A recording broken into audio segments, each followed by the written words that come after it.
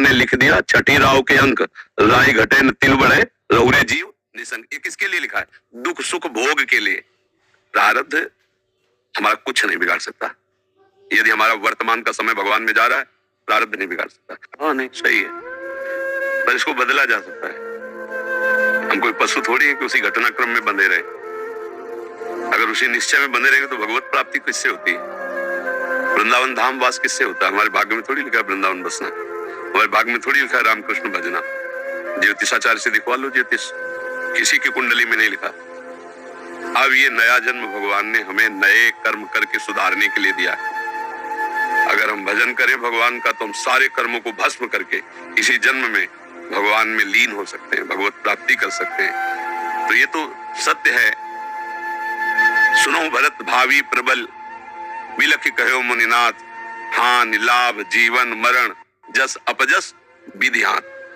विधि माने ब्रह्मा, जो ब्रह्मा ने लिख दिया छठी राव के अंक, राय घटे न तिल बढ़े, रहुरे जीव निसंग। ये किसके लिए लिखा है? दुख सुख भोग के लिए। अगर दुख सुख भोग के लिए हम लेके बैठ जाते हैं तो हमें और पशु में अंतर नहीं। हम मनुष्य शरीर में भगवान के अंश हैं।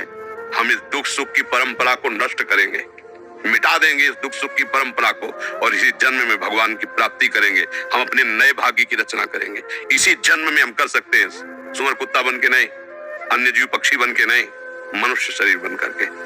प्रारब्ध हमारा कुछ नहीं बिगाड़ सकता। यदि हमारा वर्तमान का समय भगवान में जा रहा है, प्रारब्ध नहीं बिगाड़ सकता। प्रारब्ध शरीर के ऊपर प्रहार करता है और हमारा शरीर भी भगवान की शरण में है, तो प्रहार भी जो तलवार जैसा होगा वो आके छड़ी जैसा लग जाएगा, लगेगा छड़ी जैसा, क्योंकि वो निश्चित हो चुका है।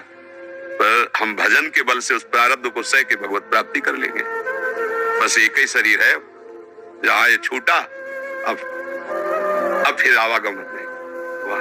तो बार बार हम इस माँ के गर्भ में जाना, फिर पैदा होना, फिर प्रारब्ध भोग भोगना, ये क्रम चलता रहा है। अब नहीं चलेगा।